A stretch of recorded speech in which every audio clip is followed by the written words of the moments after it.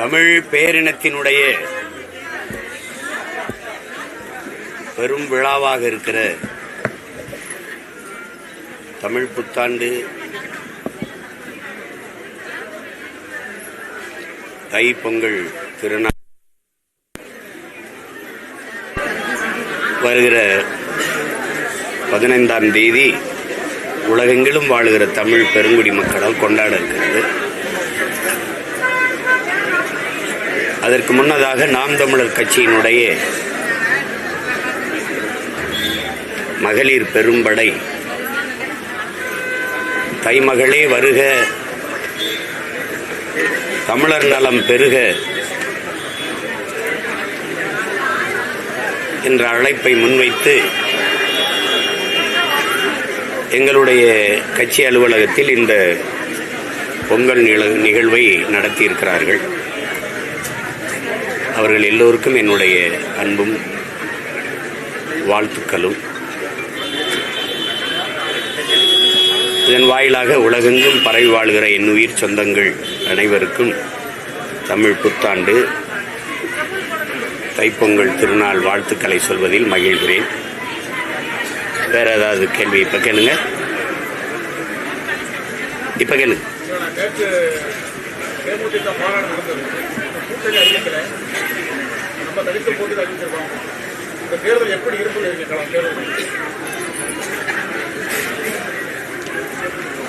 தேர்தல் களம் எப்படி இருக்குது? எப்படி இருக்கு?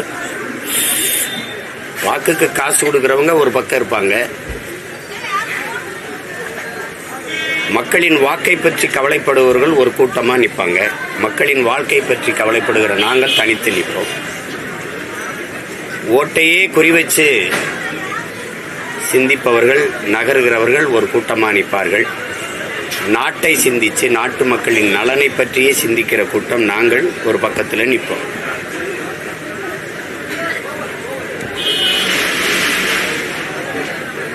கூட்டமா நிக்கிறதுக்கு, கூட்டத்தில் ஒருவனா நிக்கிறதுக்கு வீரமும் துணிவும் தேவையில்லை. தனிச்சு நிக்கிறதுக்கு தான் வீரமும் துணிவும் தேவை.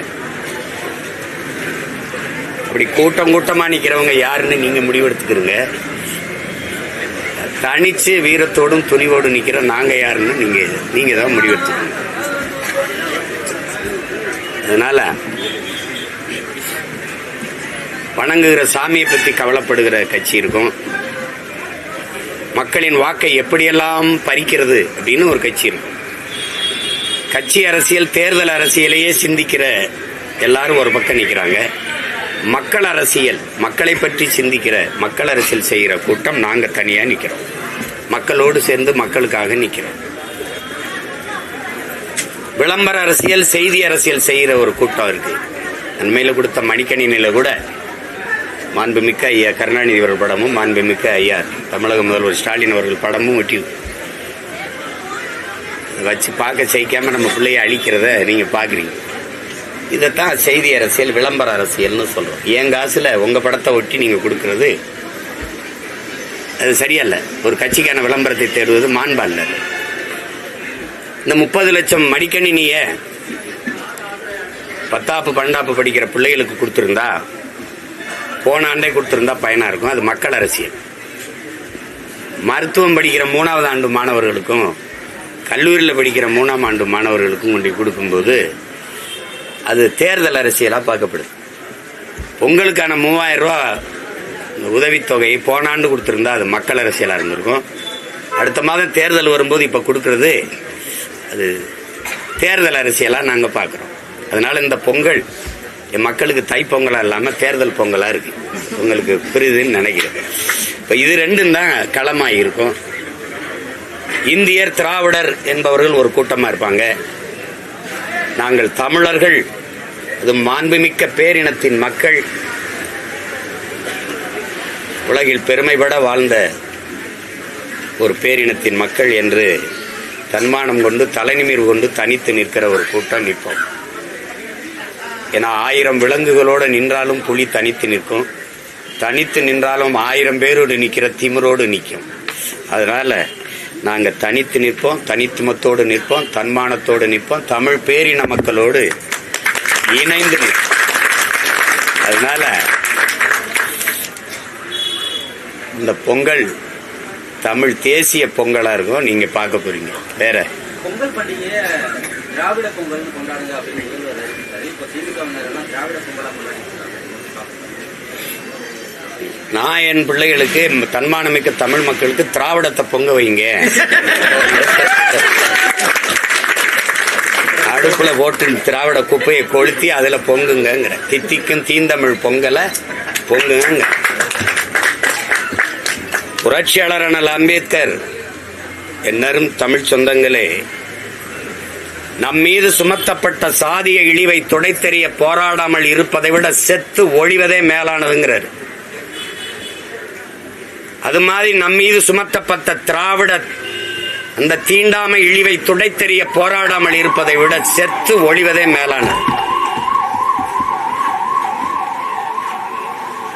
நீ பிராமண கடப்பாடை கொண்டு திராவிட குட்டியச்சுவரை இடிப்பேன்ட்டாரு அப்படின்னு நீங்க தான் சொன்னீங்க. மாவோ சொல்றாரு, நான் என்ன ஆயுதம் எடுக்க வேண்டும் என்பதை எப்போதும் என் எதிரி தான் தீர்மானிக்கிறான்னு நீங்க தான் சொன்னீங்க.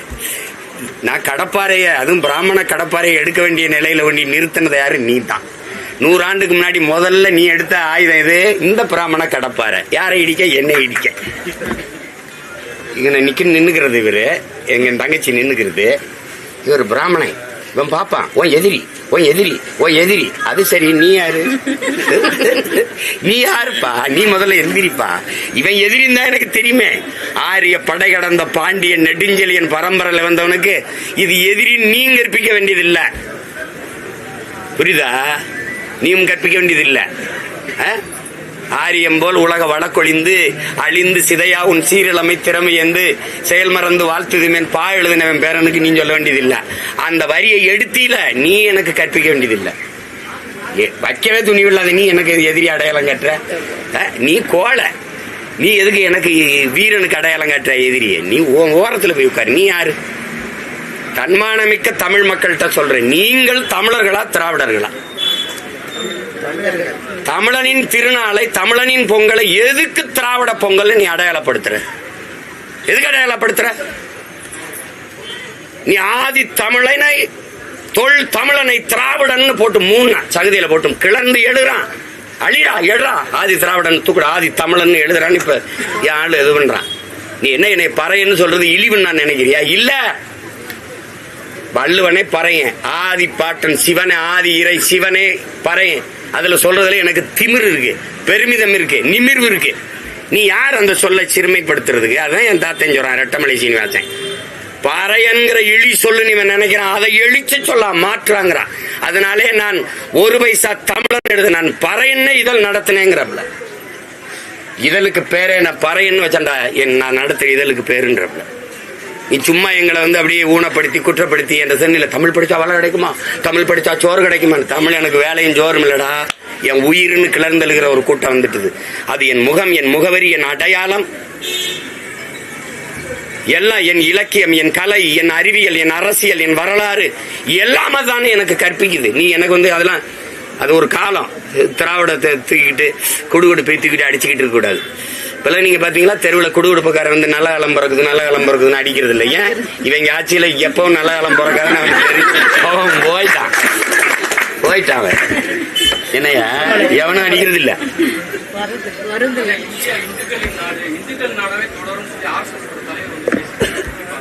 இந்தியா மனிதர்கள் வாழுகிற நாடு. திரும்ப திரும்ப அந்த பெருமக்களுக்கு நான் ஒன்றை சொல்ல விரும்புகிறேன். பேராசான் உலகத்தில் அவனை போல கல்வியாளன் இல்ல, ஆகச் சிறந்த கல்வியாளன் உலகம் போற்றுகிற அறிவாசான் அண்ணல் அம்பேத்கர் மொழியை திருப்பி பதிவு பண்றேன். இப்பவும் பதிவு பண்றேன். தாங்கள் வாழ்கிற நாட்டை விட சார்ந்திருக்கிற மதமே பெரிதென்று எண்ணிக்கொண்டு இவர்கள் செயல்பட தொடங்குவார்களே ஆனால் இந்த நாடு சுக்கு சுக்காக சிதறுவதை யாராலும் தடுக்க முடியாதுங்கிறது. அந்த பெருமக்கள்கிட்ட கேட்கிறேன், மொழி வழியே தேசிய இனங்கள் நிலங்கள்னு பிரிச்சியா, மத வழியே பிரிச்சியா? எப்படி பிரிச்ச? அப்புறம் எப்படி இது இந்து நாடாகும்? அது கன்னடன் நாடு, அது தெலுங்கன் நாடு, அது மலையாளி நாடு, அது குஜராத்தி நாடு, அது இப்போ பீகாரி நாடு, இது தமிழன் நாடு. இதுல இங்க நீ பேசிட்டு இருக்க இந்து நாடுன்னு. நீ இந்துக்கள் மட்டும் வாழுகிற நாடாக, ஒரு மதம் சார்ந்தவன் வாழுகிற நாடா மாத்தணும் துடிக்கிற. நாங்க மனிதர்கள் வாழுகிற நாடாக இது இருக்கணும்னு துடிக்கிறோம். நீ மனிதனத்தை கொன்றுட்டு மதத்தை காப்பாற்ற துடிக்கிற. நாங்க மதத்தை விட மனிதம் புனிதம். அந்த மனிதத்தை காக்க போராடுறோம். 2 பேருக்கு 2000 கிலோமீட்டர் தூரம் இருக்கு. இந்த சேட்டையெல்லாம் இல்ல, எடுபடாது. நீ பேசிருக்கலாம். எங்க இருக்கு அரசியலமைப்பு அங்கீகாரம் தேவையில்லை. எனக்கு அரசியல் அப்படின்னா அங்கீகாரமே தேவையில்லைன்னு எப்படி? உனக்கு தேவைன்னா அரசியலமைப்புக்குள்ள வாம்ப, என்னை குத்தி கொல்லணும் அடிக்கணும்னு இந்த போர்வைக்கல வாம்ப வந்து அடிச்சு துறை போட்டு அங்கிட்டு போடா, நீ போர்வைக்கல வராதா என்னவோ சேட்டை. அரசியலமைப்பே தேவையில்லைன்னு சொல்ற நீ, எனக்கு தேவையில்லை, உன் கருத்தும் தேவையில்லை. எப்படி? ஏன் அரசியலமைப்பு உனக்கு தேவையில்லை? அதை தந்தவன் ஆளு அண்ணல் அம்பேத்கர். அதனால நீ அதை நிராகரிக்கிற. ஐயா ராமதாஸ் வந்து திமுகவுக்கு நற்சான்றிதழ் கொடுத்திருக்காரு. அது எங்க ஐயாவோட கருத்து. எங்க ஐயாவோட கருத்தை நான் எப்பவுமே எதிர் விமர்சனம் செய்யறது இல்லை. அது விடுங்க, அது அவருடைய கருத்து. நான் என்ன சொல்றேங்கிறத நீங்க பாக்கணும். பிப்ரவரி 1ஆம் தேதி வந்து பாத்தீங்கன்னா இந்துத்துவம் இந்திய தேசியத்திற்கு எதிரான முத்துராமலிங்க தேவரின் ஆன்மீகமும் அரசியலும் சொல்லிட்டு ஒரு கருத்தரங்கம் திராவிட கழகத்தினர் நடத்துறாங்க. திரு சீமான் அவர்கள் ஏற்கனவே பாரதியார் விசஸ் பெரியார் ஒரு போர் நடத்திருக்கீங்க.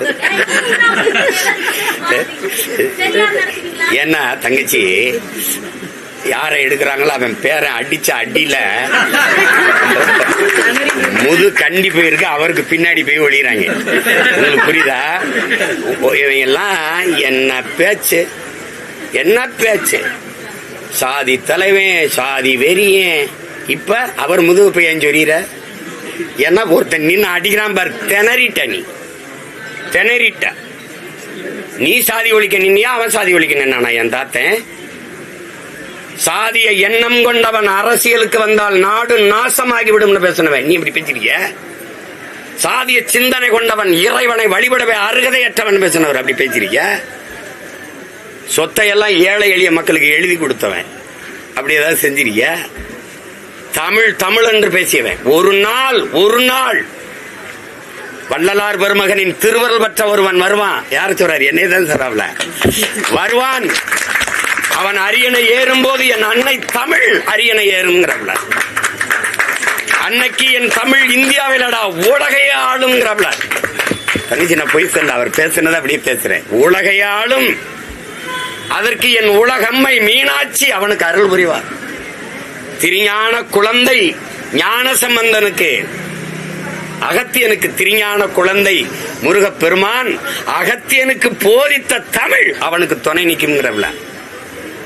இப்ப எங்க வந்து நின்ட்டாங்க பத்தி இல்ல. ஒருத்தன் பேச மாட்டான் மேடையில தெய்வ திருமகன் முத்துராமலிங்க தேவர்னு பேச மாட்டான். தேவர் அவர்கள் அப்படி பேசுறாரு. எப்படி பேசுறாப்புல? ஏண்டா இவ்வளவு நாள் தெரியலையாடா அவர் பேசுனது இந்துத்துவத்துக்கு எதிர்ன்னு? அவரை என்ன கேவலப்படுத்தி நிறுத்தின. ஏன் இந்த திராவிட இன்னைக்கு பேசுறவங்கள அவர் நினைவிடத்துல போய் பூ போட போகலடா? நீங்கெல்லாம் ஏன் போகல? இன்னைக்கு கூட்டமா போய் பின்னாடி நின்று ஐயா சாமி காப்பாத்துங்கிற. ஏன் கொலையத்து போடுவேன் நீ? ஒரு பயம் நீ என்ற பேச்சு தப்பிக்க முடியாது. இப்ப பாரதியை வச்சு போட்டதுக்கே இப்படி பயம்னா இப்ப மறுபடியும் போடுவேன் பாரு. இப்ப போடுவேன். தேர்தல் இப்ப நேரம் வேலை அதிகமாயிருச்சு, நேரம் இல்ல. அதனால பூரா என்ன போய் பேசுற நீ? எங்க போய் பேசுற? இன்னைக்கு தான் தெரியுதா அவரை? யாரை எடுத்தா அவன் அமைதியாவான்னு பாக்குற நீ? அவரை வச்சு அடிப்பேன். என்ன பாரதி செருப்புக்கிட்ட அடி வாங்கி உனக்கு பத்தல, என் தாத்தன் செருப்பு எடுத்து ஒரு போடுவேன். அப்பதான் உனக்கு அறிவு வரும். அங்க போய் என்ன பேச போற? எதுக்கு போற நீ? எதுக்கு போற? கேவலம். 2026 தேர்தலில் நாம் தமிழர் கட்சியுடைய தமிழ் தலைவர் வந்து புலி மாதிரி பாயணும் அப்படின்னு நீங்க பேசுறீங்க. இப்போ முதல்வர் ஸ்டாலின் என்ன சொல்றாருன்னா, திமுகவினர் வந்து ஒரே ஒரு டீ குடிச்சுட்டு திமுக காரன் வந்து ஏன் டீ குடிக்கணும்? அவங்கதான் வீரருக்கு வெறித்தனமா இருக்கான். அப்படியே வெறித்தனமா ஒவ்வொரு தொண்டனும் வெறித்தனமா இருக்கான்னு பேசிக்கும் போது பின்னாடி திரைக்கு பின்னாடி வந்து அவன் போட்டுக்கிட்டு இருக்கான் வீரனுக்கு. உனக்கு அனுபவா வெறித்தனமா அப்படியே வாழையும் கரும்பே பிச்சுக்கிட்டு ஓடுவான். வெறித்தனம். அதான் எங்க சொன்ன வெறித்தனம் அது. ஐயோ எப்படி சும்மாதான் பேசுது. நிக்க எப்படி முடியும்? எப்படி முடியும்? ஏதாவது தெளிவு ஊட்டத்தை சேர்த்துக்கிட்டு நீ வெறியா உனக்கு அரை விழுக்கால் புள்ளி வாக்கு இருக்கான்னு தெரியாது. ஒண்ணு கூட சீட்டு. சரி வச்சுக்க. எதுக்கு நோட்டு? இதான் பெரிய இதுன்னு பெரிய. இந்த பொங்கலப்ப இந்த 3000 ரூபாய் இதுக்கு 6800 கோடி இதுல இழக்கிறோம். ஏற்கனவே 10 லட்சம் கோடி கடன். இந்த 4.5 வருஷத்துல 4.5 லட்சம் கோடி வாங்கியிருக்கேன். இந்த 4.5 லட்சம் கோடியில இந்த நாட்டை உலகத்தின் தலை சிறந்த நாடா என்னால மாத்த முடியும். இப்ப வரைக்கும் மழை பெஞ்சா கழிவு நீர் மழை நீர் வழிந்தோட இல்ல, குடிநீரோட கழிவு நீர் கலந்து வருது. ஏன்னா கலப்புறாங்க. அது ஏற்றதாழ்வுற்ற சமத்துவத்தை தண்ணியில உருவாக்குறாங்க. இவங்கள போய் பேசிக்கிறீங்க. 60 வருஷம் 65 வருஷம் ஆண்டுட்டாங்க. இன்னும் தலைநகர்லயே பயணிக்க பாதை இல்ல. மழை நீரும் கழிவு நீரும் அழகா வெளியில போறதுக்கு, தேங்காம போறதுக்கு ஒண்ணு இல்ல. தம்பி, வெள்ளத்தை தேங்க வச்சு வெள்ள நிவாரணம் கொடுக்கறது தேர்தல் அரசியல். வெள்ளமே தேங்காத சாலையை போட்டு பராமரிச்சு கொண்டு போறது மக்கள் அரசியல். நான் இந்த அரசியல் இருக்கேன், அவங்க அந்த அரசியல் இருக்காங்க. நீங்க எந்த அரசியல நிக்க போறீங்க? அதான் இப்ப கேள்வி. புரியுதா? என் தம்பிக்கு தான் சொல்றேன். இந்த பதில் புரியுதா? புரியுது. வேற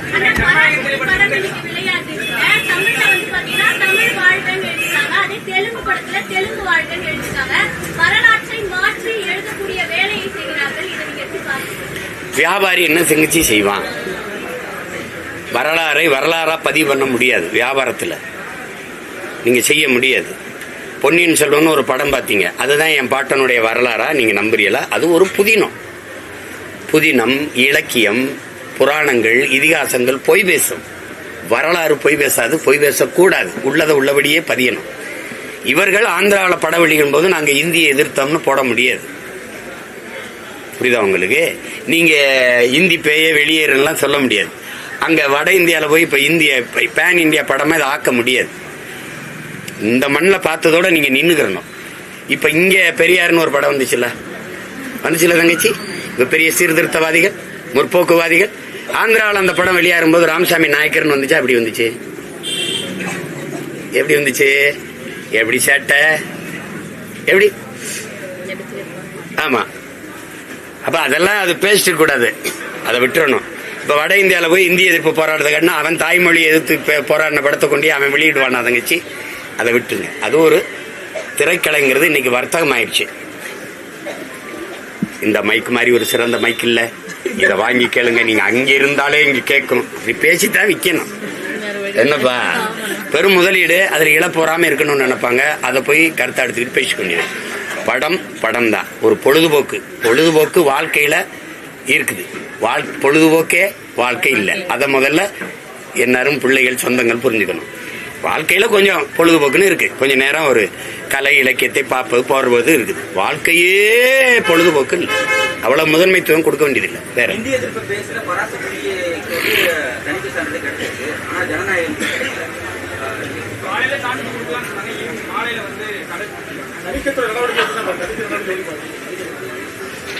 அது தெரியல. வெறுப்புக்கு இயங்கும். இப்ப நான் நடிச்ச அடங்காத என் தம்பி சண்முகம் எடுத்தார். இப்ப எங்க அண்ணன் சரத்குமார், நான், என் தம்பி ஜீவபிராசு கதாநாயகனா நடிச்சாப்ல.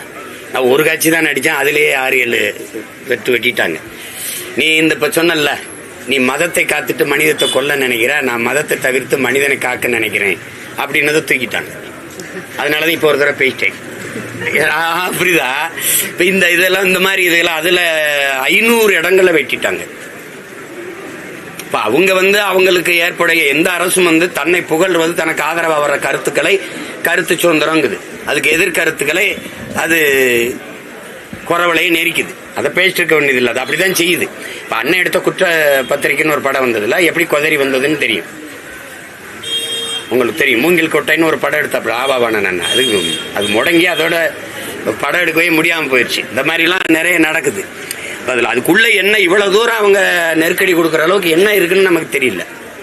அதை எனக்கு நான் என்ன பாக்குறேன்னா, நேத்து மாண்புமிகு தமிழக முதல்வர் அவர்கள் இந்த ஜனநாயகன் படத்துக்கு நான் என்ன நினைக்கிறேன், திரையில் வர்ற ஜனநாயகனை பத்தி நீங்க பேசுறீங்க, தரையில நிக்கிற ஜனநாயகன் நான் இருக்கேன், என்னை பத்தி நீங்க கவலைப்பட மாட்டேங்கிறீங்க. எனக்கு என்ன ஒரு சிக்கல், நீங்க நல்லா கவனிக்கணும். இந்த படத்துக்கு இந்த பொழுதுபோக்கு இவ்வளவு முன்னுரிமை கொடுக்குறீங்க. பகுதி நேர ஆசிரியன் வீர ரீதியில போராடுறான், அதை பத்தி எவனும் பேச மாட்டேங்கிறீங்களே. தேர்வு வருது, தேர்வு நேரத்தில் பாடம் நடத்தி பிள்ளைகளை படிப்பிக்க வேண்டிய அறிவிப்பு கூட்டுகிற ஆசான்கள் வீதியில் நின்று போராடிட்டு இருக்கான். அவனை அடிச்சு தலைமுடியை பிடிச்சு வண்டியில ஏத்தி கையை காலை உடைக்கிறான். அதை யாரும் பேச மாட்டேங்கிறீங்க. சம வேலை பார்க்கிறோம், சம ஊதியம் கொடுங்க ஆசிரியர் பெருமக்கள் வீதியில நிக்கிறான். பணி நிரந்தரம் கட்டி நிக்கிறான். தேவதை போல சேவை செஞ்ச மக்கள் கொரோனா நேரத்தில் அவர்கள் இன்னைக்கு தேவையில்லைன்னு சொல்லி செவிலியரை வீதியில போட்டிருக்க, அதை பேச மாட்டேங்கிற. இந்த அரசு மருத்துவர்கள் மறுபடி வீதிக்கு வந்துட்டான் எனக்கு ஊதிய உயர்வு கொடுன்னு, அதை பேச மாட்டேங்கிறீங்க. இதையெல்லாம் கவனிக்காத முதல்வர் இந்த ஜனநாயகம் படத்துக்கு சான்றிதழ் கொடுக்காம இந்த மறுக்குதுன்னு போடுறாப்புல. அப்ப இது முதன்மையான பிரச்சனையா இருக்கு. நீங்க எப்படி ஆட்சி நடத்துறீங்க? நான் ஈரோடு கிழக்கில் உங்களை எதிர்த்து போட்டிட்டேன். 5 நிமிஷம் அந்த குறித்த நேரத்துக்கு மேல பேசிட்டேன். அதுக்கு 7 வழக்கு என்னை என் பிள்ளைகள் மேல நிறுத்தி 2 நாளை செலவழிச்சு ஈரோட்டில் போய் நிற்கும். 7 வழக்கு போட்டிருக்கீங்க நீங்க. 5 நிமிஷம் நான் கூட பேசிட்டேன்னு. ஒரு கூட்ட நெரிசல 41 பேர் மரணிச்சிருக்காங்க. அதுல யார் வேலையுமே நீங்க முதல் தகவல் அறிக்கையில் எஃப்ஐஆர் போடலை. எப்படி வழக்காவே ஆக்கல? இந்த நாட்டில் ஒரு மனித புனிதன் நீ மதுக்கடை திறந்து குடிக்க வச்ச காலத்துல ராஜாஜியை திறந்த 6000 பள்ளிக்கூடத்தை 3 பள்ளிக்கூடத்தை திறந்து படிக்க வச்சு 14,000 பள்ளிக்கூடங்களை திறந்து எங்களை படிக்க வச்ச என் தாத்தன் காமராஜர் ஒரு வலையொலிக்காரன் அவ்வளவு இழிவா பேசுற. நீ அவனுக்கு 2 மிஷின்கன் கண்ணோட 2 போலீஸ் பாதுகாப்பை போட்டு அவனை பாதுகாத்து வச்சிருக்க. அவன் மேல ஏன் வழக்கு போடல? ஏன் போடல? உங்க துணிவு இல்லாம அவன் பேசுறான். தமிழ் மக்களின் பேரன்பு மிக்க ஒரு பெருந்தலைவனை இப்ப சீமாண்டைக்கு நின்று பேசுறான். அவன் புகட்டாத கல்வி அறிவா சொல்லுங்க. அவன் கட்டின பள்ளிக்கூடத்துல படிச்சுதானே நாங்கள வந்திருக்கோம். தனக்கு கிடைக்காத கல்வி மற்றவர்களுக்கு நாட்டு பிள்ளைகளுக்கு கிடைக்கணும் படிக்க வச்சவனை எப்படி நீ இழிவா பேச அனுமதிக்கிற? உன் ஈவராவை பேசினா தாங்க முடியல. ஒரே நாள்ல 150 வழக்க போட்ட நீ. ஒரே நாள்ல 150 வழக்கு என் மேல போட்டாங்களா இல்லையா? சொல்லுங்க, போட்டாங்களா இல்லையா? அப்ப என் தாத்தனை பேசும்போது எங்கடா நீ என்ன வேடிக்கை பார்த்துருக்கீங்க நீங்க? என் தாத்தன் முத்துராமலிங்க தவிர உமனேஸ்வரனை பேசுறான், நீ வேடிக்கை பார்த்துருக்க. அப்ப நாங்க வெறி உண்டு போயிட்டா நீ எது என்ன அவன் யாருன்னு நீ அவனுக்கு போலீஸ் பாதுகாப்பு கொடுத்துக்க. 2 துப்பாக்கியோட 2 காவல். யாருக்கு ஆசல் கொடுக்குற? யார் அவன்? விடுதலை போராட்ட வீரனா? சொல்லுங்க. யாரு இந்த நாட்டுக்கு என்ன சொல்லியிருக்கா சொல்லுங்க? இல்ல விஞ்ஞானியா? இல்ல சட்டமன்ற உறுப்பினரா? பாராளுமன்ற உறுப்பினரா? யாருங்க? எதுக்கு அவருக்கு மக்கள் காசுல அவருக்கு நீங்க அரசு 2 காவலர் ஆயுத இந்திய காவலர் காவலுக்கு வச்சிருக்கு? எனக்கு விளையாட்டு பண்ணிட்டு இருக்கீங்க நீங்க. உங்க துணிவு இல்லாம அரசு அதிகாரம் என்னை பாதுகாக்கணுங்கிறது இல்லாம அவன் பேசுவானா? பேச்சுக்கு நடமாடிட முடியுமா? என்ன விளையாட்டு பண்ணிருக்கீங்க நீங்க? நாங்க மானம் கட்டு போயிட்டோம், திருப்பி வந்தா நாங்க ஓட்டு போட்டுருவோம் உனக்கு. அந்த திமிரில தானே அவன் பேசுறான். ஏன் அவன் மேல எஃப்ஐஆர் போடல? நீ ஈவேராவை பேசுனதுக்கு ஒரே நாள்ல ஓடி ஓடி போய் வழக்கு கொடுத்த இடத்துல எல்லாம் என் மேல எஃப்ஐஆர் போட்டு என்னை கோர்ட்ல ஏத்துன நீங்க.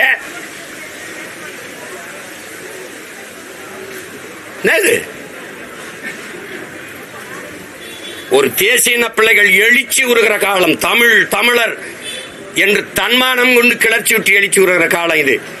அடிபட்ட புலியும் அடிமைப்பட்ட இனமும் எழுச்சி வரும்போது எவனும் எதிர் நிற்க முடியாது. ஐயா இறையன் எழுதுறாரு.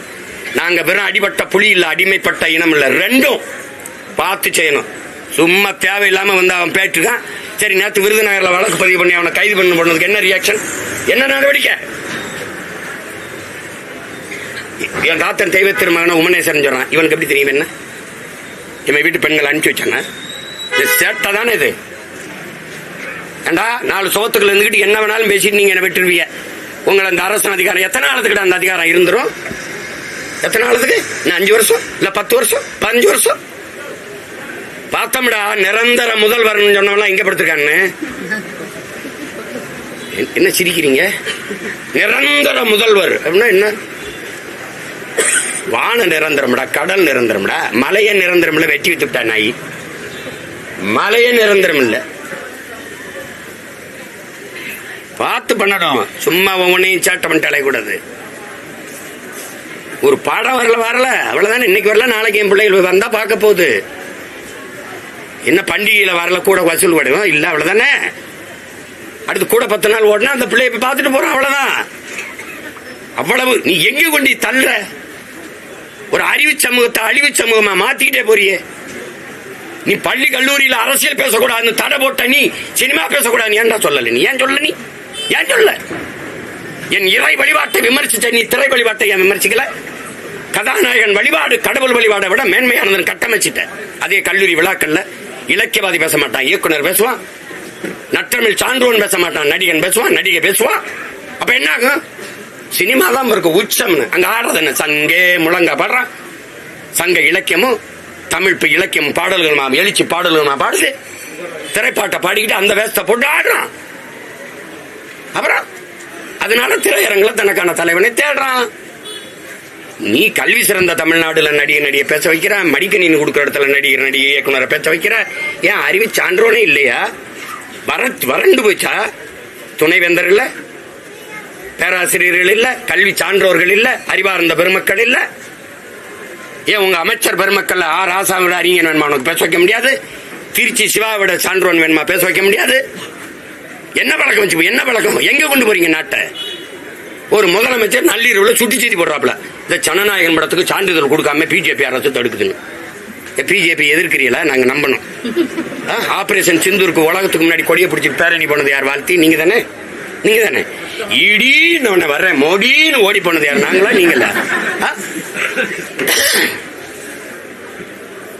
யாரும் எதையும் பண்ணக்கூடாது. எல்லாத்தையும் பணத்தை போட்டு, பின்னம்னாலும் பணத்தை போட்டு மூடணும், ஊழல் லஞ்சம்னாலும் பணத்தை போட்டு மூடணும், ஏதாவது எழுத்து பேசா வாயில பணத்தை போட்டு மூடணும். இதுவேவா ஒரு ஆட்சி?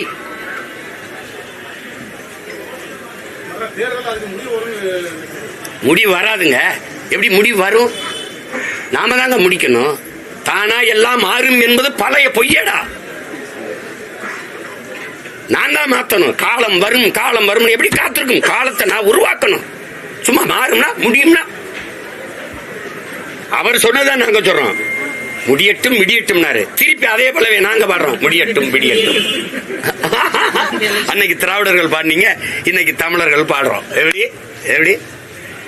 திமுக கூட்டணி எப்போதும் ஆட்சியில் பங்கு அப்படின்ற ஒரு கோரிக்கையை வைக்க மாட்டோம் அப்படின்னு இல்ல, ஒரு கோட்பாடு இருக்கு. நீங்க கர்நாடகால எல்லாம் கூட்டணி ஆட்சி நடத்திருக்காங்க. இதே இந்த தலைவர்கள் இந்திய ஒன்றியத்தை ஆளுகிற போது பாரதிய ஜனதாவோ காங்கிரஸோ கூட்டணி வைக்கும் போது அந்த ஆட்சியில பங்கு ஏற்று அமைச்சரவையில் இடம்பெற்றிருக்காங்களா இல்லையா? ஆமாவா இல்லையா? அதே இதை கேட்கிறாங்க. அவங்க கேட்கறதுல தவறுன்னு சொல்ல முடியாது. அதான் அண்ணன் எங்க அண்ணன் சொல்றாரு. அதே எங்க அண்ணன் பாரதிய ஜனதா ஆட்சியில பங்கேற்று இருந்திருக்காங்கல்ல, வாஜ்பாய் அமைச்சரவையில். அது எங்க அண்ணனுடைய முடிவு. அதில் போய் நம்ம கருத்து சொல்ல முடியாது. அவரு திமுக ஆள்றதுலயே அது ஆண்டட்டும், ஒன்றும் பிரச்சனை இல்லைன்னு நினைக்கலாம். அதுல கருத்து இல்லை. இந்த தை பன்னெடுங்காலமா துயர துன்பத்தை தூக்கி சுமக்கிற மக்கள், விளைய வச்ச நெல் வீதியில கொள்முதல் செஞ்சு ஒரு சேமிப்பு கிடங்குல சேமிக்காம வீதியில போட்டு முளைக்க வைக்கும் போது வேர்வை சிந்தி விளைய வச்சவன் கண்ணீர் சிந்தி கதர்னானே, அவனுக்கு விடிவுக்கான பொங்கல்.